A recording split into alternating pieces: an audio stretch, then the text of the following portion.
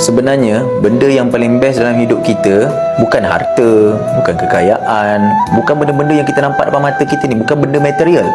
Tapi selagi mana mak dan ayah masih lagi ada depan mata kita, kita boleh tengok mak ayah kita boleh jumpa mak ayah kita boleh sentuh tangan mereka, itulah perkara paling indah dalam hidup kita. Jadi saya nak tinggalkan amalan apa kita boleh buat selagi mana mak dan ayah masih hidup.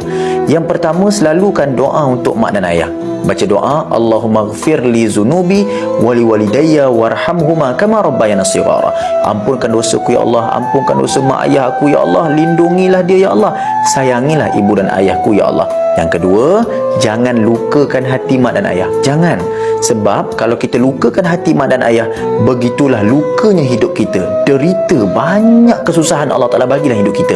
Yang ketiga, ini paling penting, seronokkan hati mak dan ayah. Buat je apa-apa, walaupun benda tu simple, walaupun benda tu kecil, walaupun bagi kita benda tu tak mahal sangat, tapi sebenarnya itulah kenangan yang paling indah, kenangan yang teristimewa buat mak dan ayah. Gembirakan hati mereka, insya-Allah hidup bahagia, hidup selamat, hidup kaya raya.